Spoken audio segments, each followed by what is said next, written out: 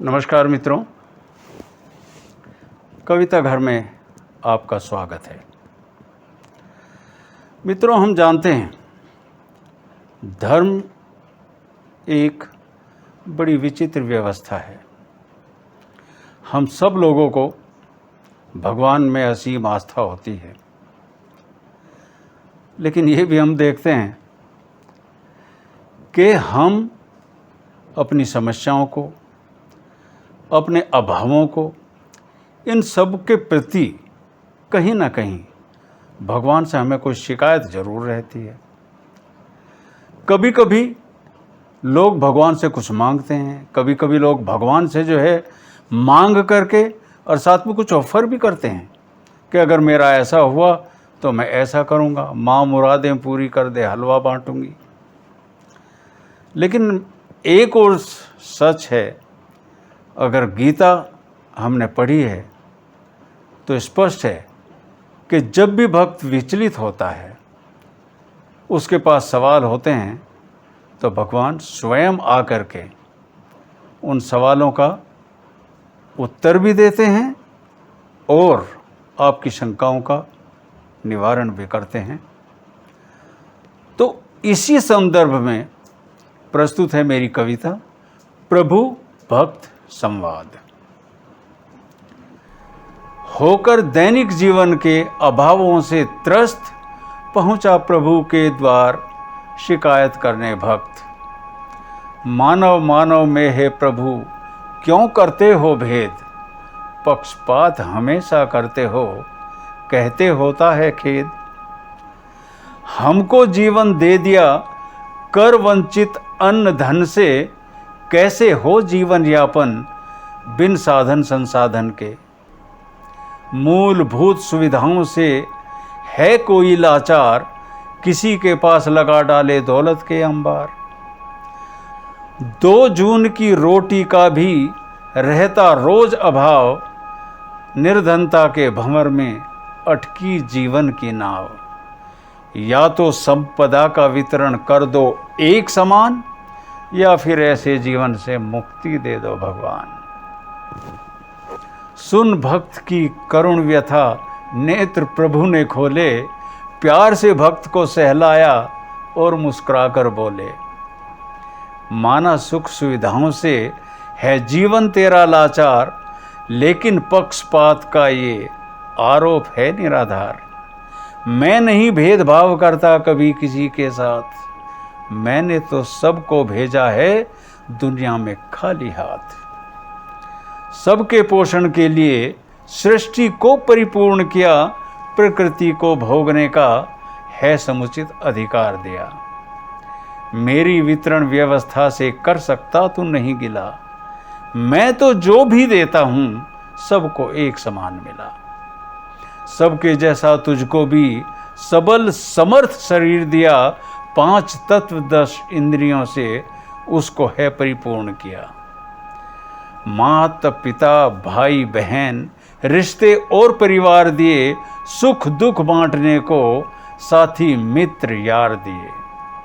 सबके जीवन यापन को साधन अपरंपार है, और इन सब पर सबके जैसा तेरा भी अधिकार है।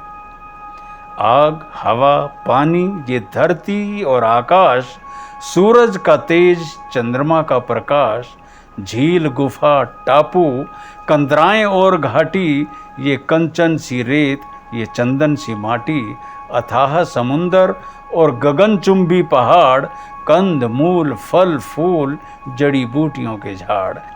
आकाश गंगा से जगमगाता हुआ क्षितिज, धरती के गर्भ में समाये हुए खनिज, तारों की झिलमिल जुगनुओं की चमक, बादलों की गर्जन बिजली की दमक, ओस के मोती और बारिश की झमझम, नदियों की कलकल ये झरनों की सरगम, समुंदर के तल में ये घोंघे ये मोती, सूर्यास्त की लाली ये सूर्योदय की ज्योति, खगोलीय घटनाओं की विचित्र पहेलियाँ, पानी में तैरती मछलियों की अटखेलियाँ, बर्फीले तूफान ये शीतल हवाएं, ये बसंत ये पतझड़ ये रंगीन फिजाएं, मनोहारी इंद्रधनुष की सतरंगी छटाएं। मनोहारी इंद्रधनुष की शतरंगी छटाएं, नृत्य करते मोर और सावन की घटाएं।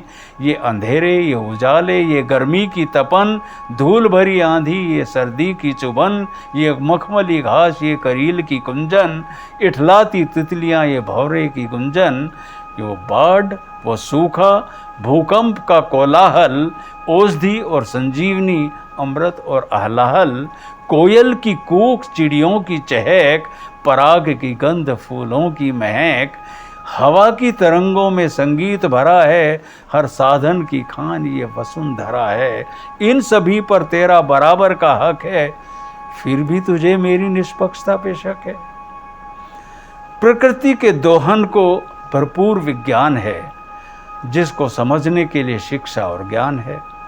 अध्यात्म और आस्था को तीर्थ और ग्रंथ हैं, मार्गदर्शन को गुरु और संत हैं। किसी न किसी रूप में मैं भी हमेशा साथ था, किसी न किसी रूप में मैं भी हमेशा साथ था। तेरे सिर पर सदैव मेरा अदृश्य हाथ था। जीवन और सृष्टि का सार भी बताया है, भगवत गीता में सब विस्तार से समझाया है। मैंने तो प्राणी जीवन कर्म प्रधान बनाया है, जन्म, पुनर्जन्म और मोक्ष कर्मानुसार बताया है। निष्काम कर्म का मीठा फल आता है, धन, धान्य और पद सब कर्म से आता है। सुख और वैभव स्वयं चलकर नहीं आएगा, उद्यम और श्रम जल से ही तू इसको पाएगा। तो निष्काम कर्म कर, शिकायत करना छोड़, संपत्ति संग्रह की मृग तृष्णा में मत दौड़। संपदा का अंबार तो एक पल में ढह जाता है, धरती का कमाया हुआ धरती पर ही रह जाता है। सब कुछ छोड़ मानव दुनिया से चलता है, कोई मिट्टी में दफन तो कोई आग में जलता है। मैंने एक समान सबको हंसाया है, रुलाया है, खाली हाथ भेजा था और खाली हाथ बुलाया है। सोच, दुनिया छोड़ जब कोई भी आया है, कभी पूछा है किसी से बता क्या लाया है? तो शिकायत छोड़ नरेश और कर्म का रख होश, जो तेरा है वो मिलेगा, उसी में कर संतोष। धन्यवाद मित्रों। अगर ये कविता प्रभु भक्त संवाद अगर पसंद आई तो आप लाइक, शेयर और कमेंट करें अपनी मर्जी से, और चैनल को सब्सक्राइब करना ना भूलें, ताकि आपकी मनोरंजक कविताएं आपकी सेवा में लेकर के मैं प्रस्तुत होता रहूं। ध्यान रहे, मेरी अगली कविता सितंबर के पहले हफ्ते में आपके समक्ष लेकर के मैं आऊँगा। तब तक धन्यवाद। जय हिंद।